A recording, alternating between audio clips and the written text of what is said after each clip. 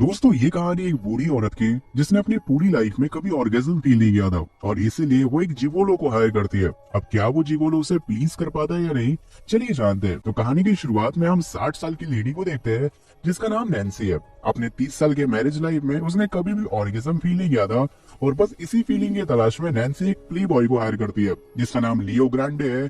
और नैन्सी उसे होटल के एक कमरे में आने को कहती है, लेकिन उसके आने पर वो थोड़ी नर्वस हो जाती है क्योंकि उसने आज से पहले कभी किसी प्ले बॉय के साथ ये सब नहीं किया था। लेकिन वो साथ ही यहाँ एक्साइटेड भी होती है, इसलिए वो लियो से कहती है कि वो जल्दी से वो सब करे जिसके लिए उसे यहाँ बुलाया गया है। पर लियो यहाँ उसकी नर्वसनेस को भाप लेता है और वो उसे काम और चिल करने के लिए ड्रिंक ऑफर करता है। जहाँ बातों के दौरान नैन्सी बताती है कि उसने आज तक ऑर्गेज्म को फील नहीं किया। उसके हस्बैंड की भी कुछ सालों पहले मौत हो गई, जहाँ पहले वो उसके साथ इंटीमेट होती थी, लेकिन उसे कभी भी वो वाली फीलिंग नहीं आई और आज वो उसी फीलिंग के तलाश में यहाँ आई है। लेकिन जब लियो उसे इंटीमेट होने के लिए अप्रोच करता है तब नैन्सी अपने एज को लेकर काफी नर्वस हो जाती है। तब लियो बताता है कि वो एक बारी 82 इयर्स की लेडी के साथ इंटीमेट हुआ था और ये सुनकर नैन्सी थोड़ी रिलैक्स होती है और बताती है कि वो अपने हस्बैंड के साथ पिछले 30 सालों से सेम पोजीशन में करती आई है। यहाँ तक कि वो खुद हमेशा से ओरल ट्राई करना चाहती थी, लेकिन उसके हस्बैंड को ये सब पसंद नहीं था, जिस कारण उसकी ये ख्वाहिश भी अधूरी रह गई। जिसके बाद नैन्सी अपने साथ हुई एक इंसिडेंट के बारे में बताती है कि जब वो 20 साल की थी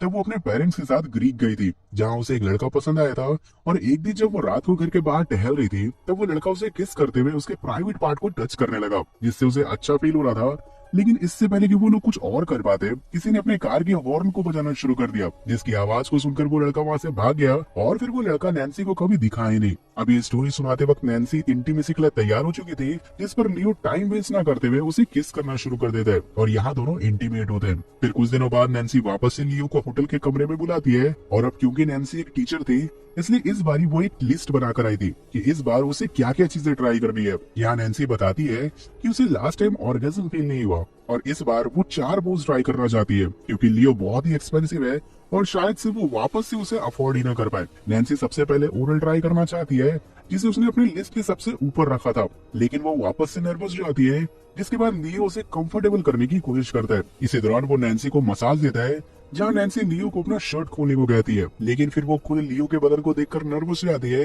क्योंकि उसने आज तक इतने हैंडसम लड़के को इस तरह नहीं देखा था। जिस पर लियो बताता है कि उन्हें अपने फिगर को मेंटेन करके रखना पड़ता है जैसा क्लाइंट चाहते हैं। इसके बाद जब लियो नैन्सी को अनड्रेस होने का कहता है तब नैन्सी लियो के सामने अंडर कॉन्फिडेंट फील करती है, जिस पर लियो उसे समझाता है कि उसकी बॉडी भी बहुत खूबसूरत है। इसके बाद नैन्सी लियो से पूछती है कि क्या तुम्हें लॉ एंड ऑर्डर की वजह से कुछ प्रॉब्लम नहीं होती।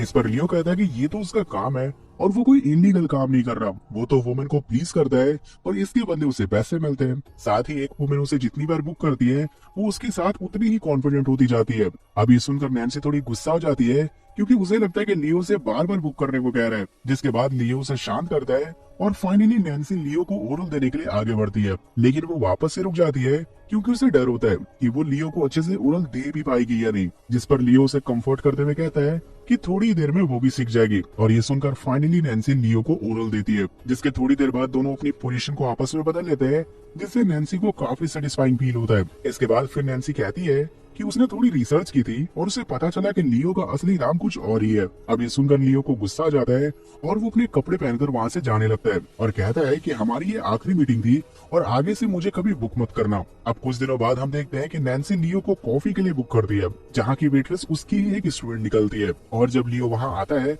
तब नैन्सी अजीब अजीब सी बातें करने लगती है ताकि उसकी स्टूडेंट को कुछ पता न चल जाए। जिसके बाद लियो उस वेट्रेस से कहता है कि आज हमारी कार को बेचने को लेकर मीटिंग है और फिर नैन्सी और लियो बैठकर बातें करने लगते हैं, जहाँ नैन्सी कहती है कि मुझे नहीं लगा था कि तुम आओगे, जिस पर लियो कहता है कि मुझे भी नहीं लगा था। इसके बाद नैन्सी कहती है कि वो जब से लियो के साथ इंटीमेट हुई है उसे रियल प्लेजर का मतलब समझ आ गया और उसने यहाँ तक कि अपनी फ्रेंड को भी लियो के बारे में बताया है ताकि वो भी कभी लियो को बुक कर सके। यहाँ नैन्सी लियो को अपने काम के बारे में बताती है कि वो एक टीचर है। तभी वहाँ वो वेट्रेस आ जाती है और वो नैन्सी के बारे में बताती है कि असल में नैन्सी एक मजहबी टीचर है जो लड़कियों को हमेशा छोटे कपड़े पहनने से रोकती है। तभी जब वो वेट्रेस बिल लाने के लिए जाती है तब लियो बताता है कि उसने अपने भाई को बता दिया कि वो पैसे कमाने के लिए क्या करता है, जिससे उसके और उसके भाई के बीच कोई बदलाव नहीं हुआ, जिस बात की उसे खुशी है। आगे लियो बताता है कि जब वो केवल 15 साल का था तब उसकी मॉम कुछ समय के लिए बाहर गई थी। इसी बीच लियो अपने कुछ दोस्तों के साथ घर में पार्टी करने लगा था और जब लियो की मॉम को ये सब पता चला तब लियो की मॉम ने उसे घर से निकाल दिया